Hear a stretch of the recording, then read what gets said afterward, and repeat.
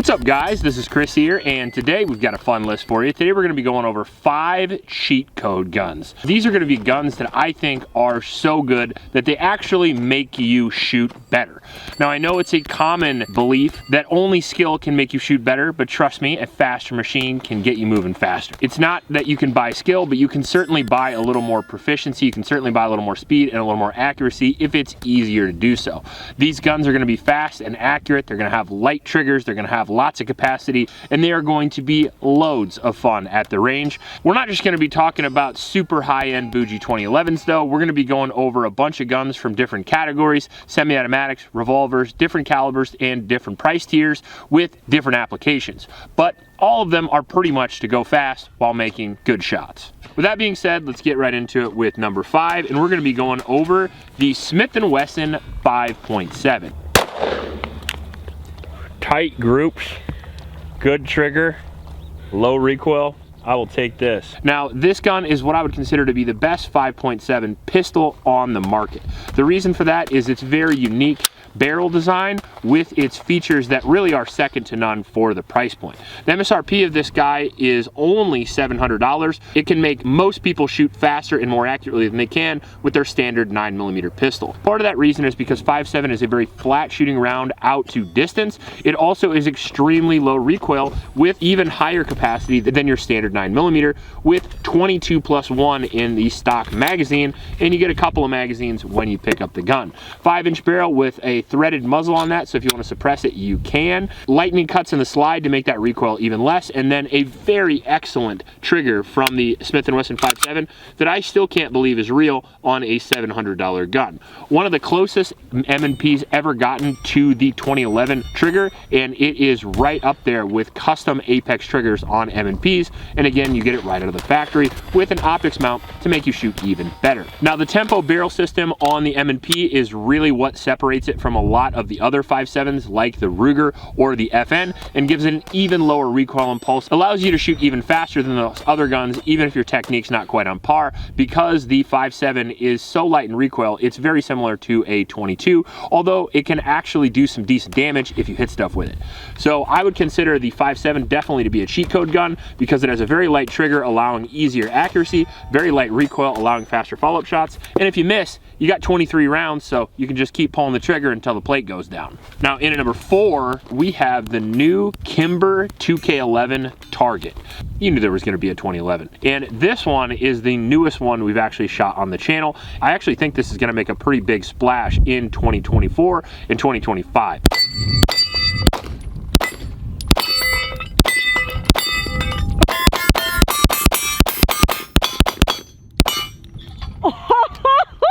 All right. The reason for that is because it is one of the first 2011 pistols or double stack 1911 pistols to come out in the market from a big company that has all the features you want right out of the box. Unlike the Springfield Prodigy, this was 100% reliable in our testing, and unlike the Springfield Prodigy, this comes equipped all nice and slicked out like you would want if you want to shoot fast in the first place, and that's why you buy 2011s. The great thing about it is the MSRP is only between $2,000 and $3,000 depending on which model that you get, so it makes it a little more affordable than an Atlas Erebus, but allows you to shoot almost as quickly. Slide lightning cuts in the slide with a really cool pattern on the slide with a very copper rose gold tone, which makes it look very unique with the two-tone color. We have a all metal frame and grip module, fiber optic front with a blacked out rear, and an optics mounting system right in the box.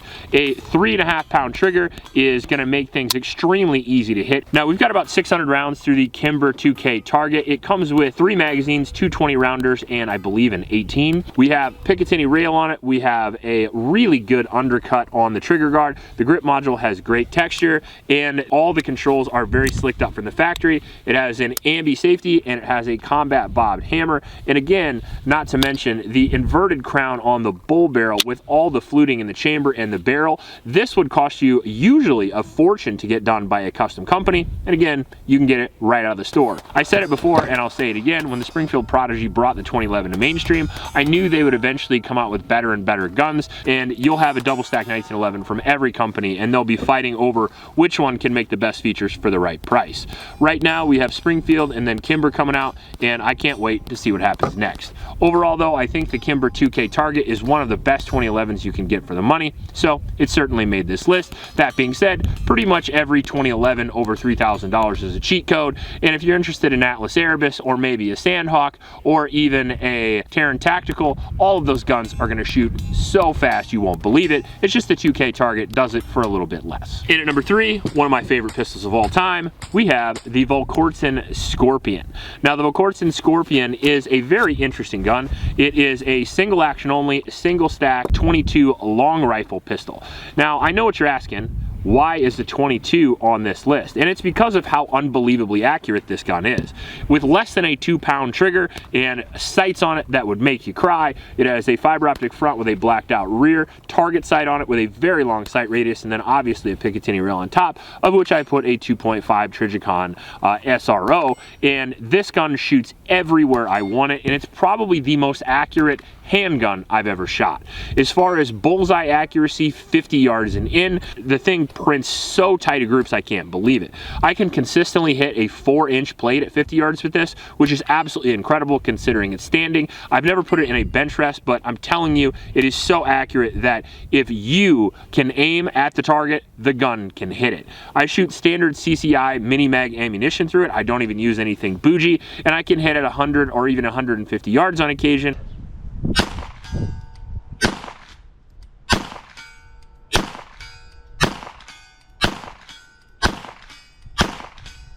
And that's really saying something for a very low recoiling cartridge like the 22. Not only is this thing good in a pinch for self-defense, but it would be a great trainer gun and an absolutely excellent target gun. If you like to go out and print small groups or you like to shoot long distances with 22 long rifles, this is absolutely a must-have in your collection. Vorton just happens to be made in Carroll, Iowa, so I love it even more. If you're interested, go check it out. Trust me, it's worth it, because it's only about $1,000, and I know that's expensive for a 22, but for a gun that can do what this does, it's actually pretty cheap. Now, in at number 2, we have the cheatiest revolver. This is the most cheaty revolver I've ever shot. This is the Performance Center Jerry Miculek edition of the model 327WR. Now, they actually made a documentary not about just Jerry's abilities and his world record that he did this year, but also the making of this gun and his trip down his entire career up to the moment where he's like in his 70s and still setting world records with a revolver. Not only did he set the world record with the revolver, but he actually beat all the semi-automatic world records as well, and that's really saying something considering that a revolver actually has twice the trigger length of a semi-auto. So Jerry's actually going twice the distance to reset the trigger as somebody like Max Michel, who owned the previous record. So considering that he has to go twice as far and still beat the time is absolutely inconceivable for me to believe.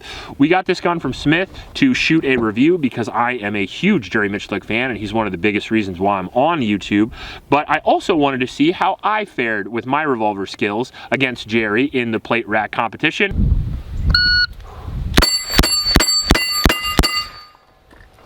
.85. Now the Model 327 has a 4-inch barrel with a gold bead and a red dot sight. It also is ported, so you have almost no recoil with this. Very, very light frame. The whole gun was designed to be incredibly light so he can pull it out of the holster quickly and get on target. Jerry doesn't have to worry about weight in guns because he has recoil control like fucking Thor, so I wouldn't worry about it too much. I mean, if you've ever seen that guy shoot, he's like in his 70s and his arms are more jacked than I am. Now, the gun itself is actually a 9mm, which is pretty cool because I can use all the 9mm I have stored up, but you do have to use moon clips with it. The benefit of 9 though is it has a small diameter, so we can actually fit 8 rounds into the cylinder.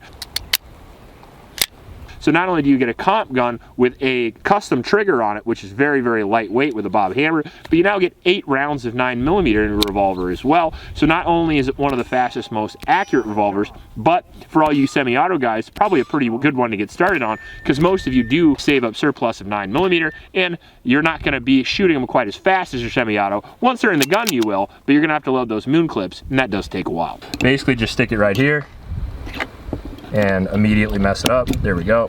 Overall though, if you want to look slick on the range with a revolver, this is probably your best option. The MSRP on this guy is not cheap though. Obviously, it is a world record-setting revolver, so you're gonna have to pay some premium cash of around $3,500. But if you want the best, you got to pay for the best. Now, there won't be any honorable mentions to this video because I probably could have added another 100 to this, and I just wanted to put some fun ones on here that a lot of people probably don't know about that are also pretty exceptional for the money in different categories. That being said, let's get right into it with number one. This is the Dan Wesson DXW.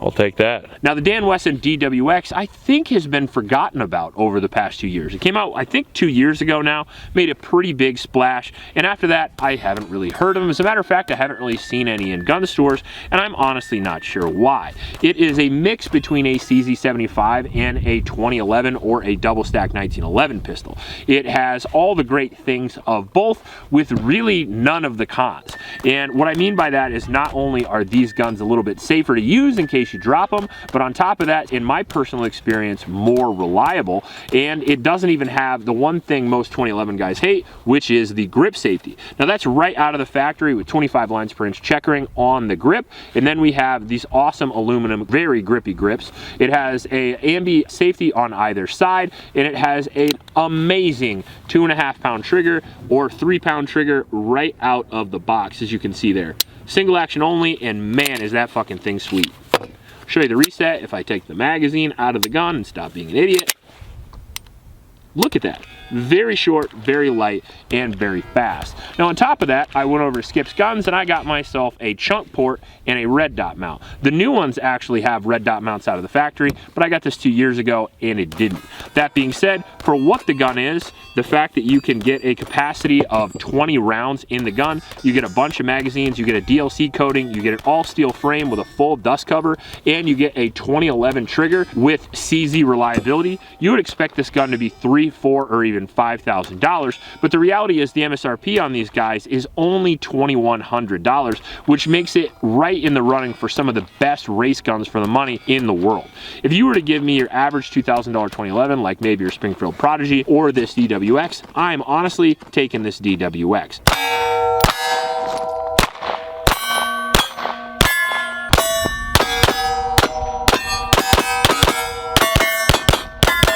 Oh yeah. Now we're having fun. Now we're having fun. I personally, though, like the CZ ergonomics. You guys know I'm a huge fan of the CZ Shadow. And what I like best about the 2011 is the 2011 trigger. The trigger face itself actually comes out of the frame a little bit when you break it, so it's actually better for long fingers. So I get the best of both worlds with the DWX. Overall, I think it's one of the best guns that seems to be forgotten about, and it is certainly a cheat code gun. Reliable, accurate, and extremely fast, and pretty fucking sexy too. If you like this video, please like and subscribe. Please support Oklahoma shelters, and remember to recycle. I'll check you later.